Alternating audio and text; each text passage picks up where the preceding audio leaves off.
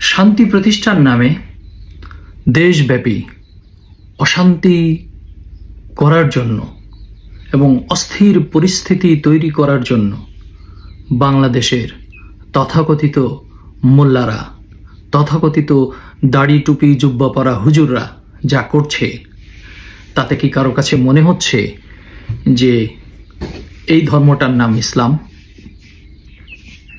ইসলাম মানে হচ্ছে আত্মসমর্পণ করা, আর আত্মসমর্পণ করলেই শান্তি প্রতিষ্ঠিত হয়। তো আপনি যদি অন্যের উপর দোষ চাপিয়ে দেন, অন্যের উপর জোর জবরদস্তি করেন, অন্যের কথা বলার স্বাধীনতা নষ্ট করেন, তাহলে কি সেখানে শান্তি প্রতিষ্ঠিত হয়? আপনারা এই ধর্মের দোহাই দিয়ে মানুষকে তার ইচ্ছার বিরুদ্ধে, তার মতের বিরুদ্ধে আপনার মত জোর করে চাপিয়ে দিয়ে ধর্ম প্রতিষ্ঠা করতে চাচ্ছেন। ধর্ম কি তাই বলেছে? ইসলাম মানে আত্মসমর্পণ করা, আর আত্মসমর্পণ যে করে সে হয় মুসলিম। যে টুপি জুব্বা পরে তাকে মুসলিম বলে না, যে মসজিদে যে ডুপুর ডুপুর সেজদা দেয় তাকে মুসলিম বলে না। মুসলিম বলে তাকে যে সর্বদা সৎ কাজ করে।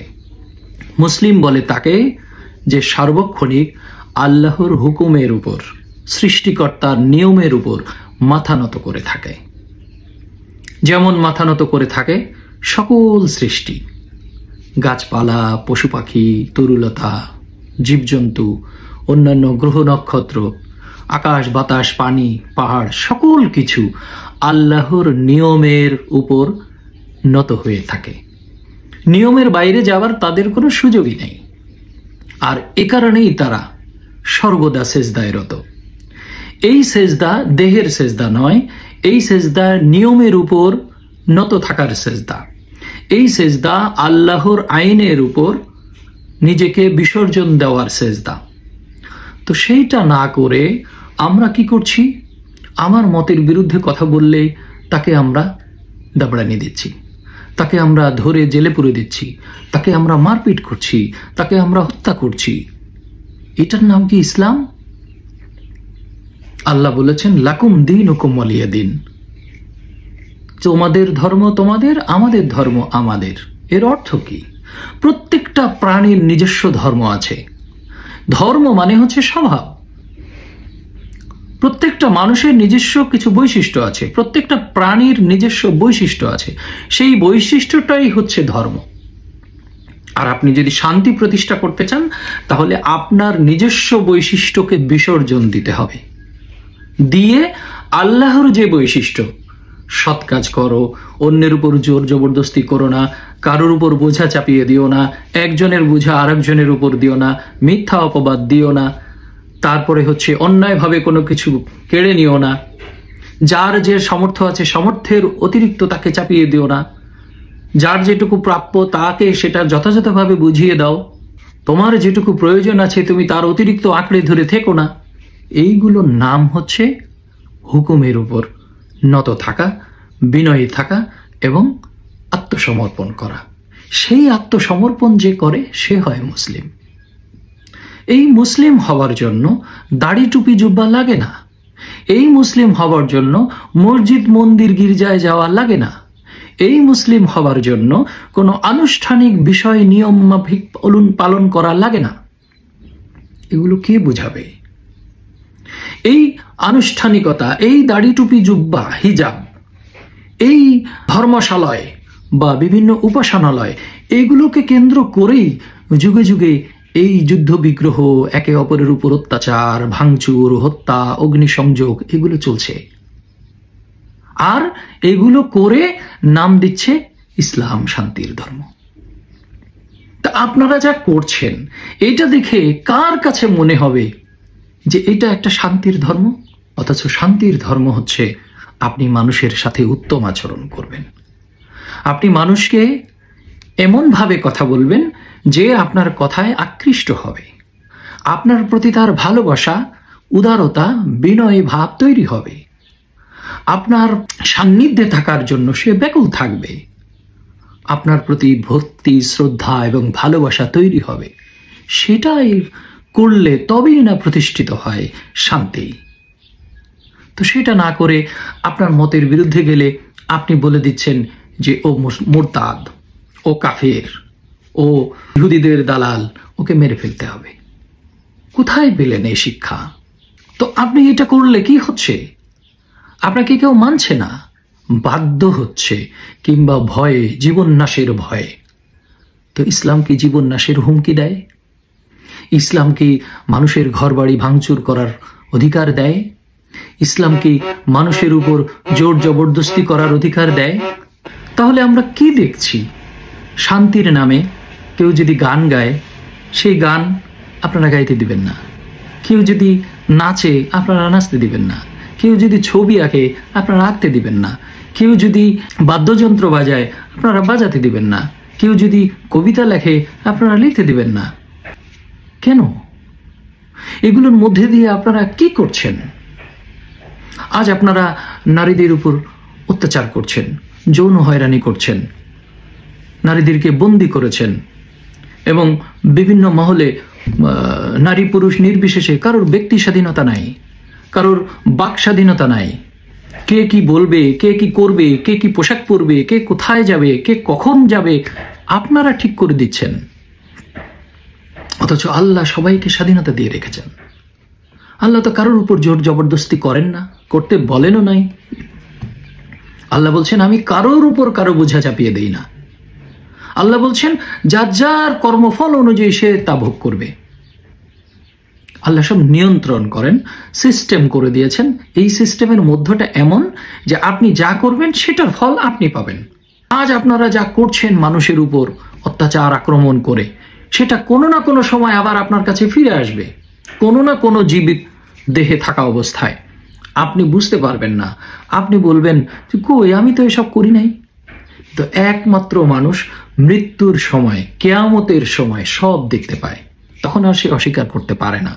আবার অস্বীকার করতে পারে না, স্বীকার করেও তখন আর পরিত্রাণের সুযোগ পায় না। ততক্ষণে রেজাল্ট অর্থাৎ ফলাফল আউট হয়ে গেছে। ফলাফল আউট হয়ে যাবার পর পরবর্তীতে আর পারফর্ম করার সুযোগ থাকে না। এবং মৃত্যুর আগ মুহূর্তে তারা বলবে যে আমাকে আর একবার সুযোগ দেওয়া যায় না। তখন আল্লাহ বলবেন না, আর সুযোগ নাই। যেমন ফেরাউন ডুবে যাওয়ার আগ মুহূর্তে বলেছিল যে আমি তোমার রবের প্রতি ঈমান আনলাম, কিন্তু আল্লাহ বলেছিল তোমার সময় পার হয়ে গেছে। তো এই বিষয়গুলো আমরা যদি একটু বোঝার চেষ্টা করি, তাহলে বুঝবো যে আসলে অন্যের উপর জোর জবরদস্তি করে ধর্ম চাপিয়ে দেওয়ার বিষয় নয়। ধর্মের যে স্বভাব সেটা আমার ভিতরে ধারণ করার বিষয়।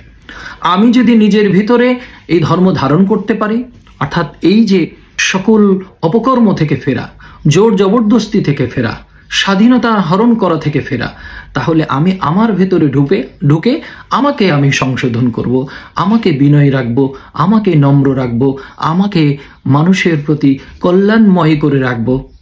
মানুষ আমাকে দেখে ভালোবাসবে, আমার কথা শুনে তারা মুগ্ধ হবে, আমার কথায় আনন্দিত হবে, আমার কথায় তাদের উপকার হবে, এবং তখনই মানুষ আমাকে ভালোবাসবে, আমার প্রতি আন্তরিক হবে, আমার সান্নিধ্যে থাকার জন্য ব্যাকুল হবে। কেন? কারণ হচ্ছে ওই উত্তম আদর্শ, উত্তম চরিত্র এবং উত্তম ব্যবহার। কিন্তু আমরা সেটা না করে আমরা কি করছি? একের উপরে অন্যের জোর জবরদস্তি করে চাপিয়ে দিচ্ছি। এই যে আমরা প্রচার করছি যে আমার মার্কায় ভোট দিলেই তোমাদের জান্নাত নিশ্চিত। জান্নাত কি আপনাদের ইজারা দিয়েছেন? যে আপনারা আপনাদের ইচ্ছা মতো, আপনাদের মতের সাথে যাদের মিলবে তাদেরকে আপনারা টিকিট দিয়ে দিবেন? এই ভ্রান্ত ধারণা এবং ভ্রান্ত ধারণাও ঠিক না। এরা জানে এরা যা বলছে সেটা ঠিক নয়, তারপরেও করছে ক্ষমতার লোভে। মানুষকে বিভ্রান্ত করছে, মানুষকে উস্কানি দিচ্ছে, এবং একটা মহল, আমি বলবো ভেড়ার পাল, এরা আগা মাথা বোঝে না, চিন্তা করে না, ওই ভেড়ার পালের মতো সামনে দৌড়াচ্ছে, যে তাকে অনুসরণ করে পিছনে এরা দৌড়াচ্ছে। এরা একবারও চিন্তা করে না। আমাকে এক মুরব্বী প্রশ্ন করেছেন যে আপনার উদ্দেশ্য কি, আপনি কি বাস্তবায়ন করতে চান, আপনি কি জাকির নায়েকের চেয়ে বেশি বোঝেন, আপনি কি নিজেকে সবজান্তা মনে করেন, বা আপনি কি নিজেকে পণ্ডিত মনে করেন? আমি খুব অবাক হই যে একজন মুরব্বী প্রশ্নটা করেন একেবারে বাচ্চা ছেলেদের মতো। আচ্ছা, আমি যদি পণ্ডিত হই, আপনার সমস্যা কোথায়? আমি যদি ভালো কথা বলি এবং সেই কথায় যদি মানুষের উপকার হয়, মানুষ নিজেকে শুধরাতে পারে, মানুষ নিজেকে বিনয়ী করতে পারে, মানুষ নিজের সমস্যাগুলো, দোষগুলো ধরে শুধরাতে পারে, তাহলে সেটা ভালো? নাকি দাড়ি টুপি জুব্বা পরে আপনি পাক্কা মুসল্লি সেজে ঘুরে বেড়ান আর ওজনে কম দেন, ভেজাল মিশান, ঘুষ খান, সুদ খান, অন্যের সমালোচনা করেন আর অন্যের উপর অত্যাচার করেন, সেটা ভালো? আপনি তুলনা করেন, অমুকে কি কম জানে, অমুকে কি বেশি জানে, এটা তো এক্সাম্পল নয়। আপনার কাছে যদি সুনির্দিষ্ট এক্সাম্পল থাকে, সুনির্দিষ্ট আয়াতের রেফারেন্স থাকে যে অমুক আয়াত অনুযায়ী আপনার এই কথা ঠিক নয়, আপনি সেটা তুলে ধরুন, আমি সেটার জবাব দিব ইনশাল্লাহ। কিন্তু আবার একই সাথে এটাও বলে রাখি, অনেকেই এমন এমন প্রশ্ন করেন যে প্রশ্নগুলোর উত্তর আমার ভিডিওর ভিতরেই আছে, হয়তো ওটার মধ্যে নাই, অন্যটার মধ্যে আছে। তো ওই প্রশ্নটা করার আগে আপনার উচিত, যেহেতু আমার আরো ভিডিও আছে, সেই ভিডিওগুলো একটু দেখুন, দেখে তারপর প্রশ্ন করুন। এই প্রশ্নগুলোর উত্তর আপনারা বিভিন্ন ভিডিওর মধ্যে পাবেন, এবং আরো কিছু বিষয় আছে যেগুলো আমি এখনো ভিডিও করি নাই, সেগুলো নিয়েও আমি আগামীতে ভিডিও করব। আপনারা অনেকেই যে সমস্ত গঠনমূলক প্রশ্ন করেন এবং জানার উদ্দেশ্যে প্রশ্ন করেন, তাদের প্রশ্নগুলো আমি লিখে রাখি এবং আশা করি একে একে সবই আমার ভিডিওতে কভার করবে। সবশেষে একটা কথা বলে শেষ করি, সেটা হচ্ছে যে এই যে আপনারা একজন গান গাইবে তার উপর অত্যাচার করছেন, একজন কি পোশাক পরবে সেটা নিয়ে আপনারা তাকে লাঞ্ছিত করছেন, নারী চাকরি করবে না ব্যবসা করবে না ঘরবন্দি থাকবে, এগুলো আপনারা নির্ধারণ করে দিচ্ছেন। কই, প্রতিটা মাদ্রাসায় যে শিশুদের বলাৎকার করা হচ্ছে, ছাত্রীদের ধর্ষণ করা হচ্ছে, এইগুলোর বিরুদ্ধে তো আপনারা কথা বলছেন না। প্রত্যেকটা মাদ্রাসায় খোঁজ নিয়ে দেখুন, সেখানে বলাৎকার চলছে।